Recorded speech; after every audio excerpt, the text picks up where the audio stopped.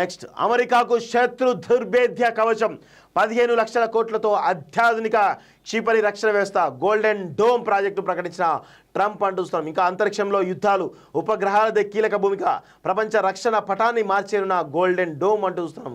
ఏందో ఇది ఇది పిచ్చోని పల్లె ఇస్తాడు వీడైతే.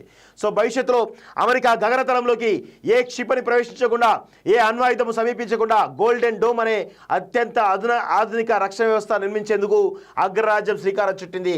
ఈ మేరకు అమెరికా అధ్యక్షుడు డొనాల్డ్ ట్రంప్ మంగళవారం శ్వేత సౌధంలో కీలక ప్రకటన చేశారు. ఇజ్రాయెల్ ఐరన్ డోమ్ తరహాలో అమెరికా కోసం గోల్డెన్ డోమ్ క్షిపణి రక్షణ వ్యవస్థను ఏర్పాటు చేస్తున్నట్లు ప్రకటించారు. ఈ వ్యవస్థ నిర్మాణానికి $175 బిలియన్, అంటే దాదాపు 15 లక్షల కోట్లు ఖర్చు అవుతుందని పేర్కొన్నారు. దీంతో అమెరికా ఇక అంతరిక్షంలోనూ ఆయుధాలను మోహరించనుంది.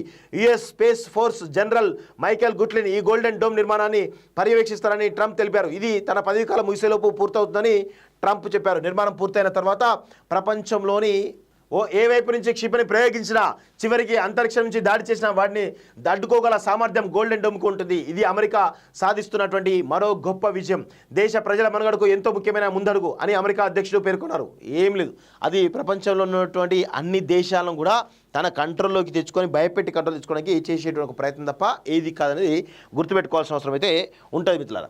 సో ఇక్కడ చూడండి, సో డోమ్ నిర్మాణానికి $175 మిలియన్ల ఖర్చు అవుతుందని ట్రంప్ పేర్కొన్నప్పటికీ దీన్ని పూర్తి చేయడానికి $542 బిలియన్ల వ్యయం అవుతుందని అధికారులు అంచనా వేస్తున్నారు. అమెరికా రక్షణ మంత్రి పీట్ హెగ్సెత్ మీడియాతో మాట్లాడుతూ దేశాన్ని క్రూయిజ్ క్షిపణులు, బాలిస్టిక్ క్షిపణులు, హైపర్సోనిక్ క్షిపణులు, డ్రోన్లు అణుదాడుల నుంచి రక్షించడమే లక్ష్యంగా దీన్ని నిర్మిస్తున్నామని చెప్పారు.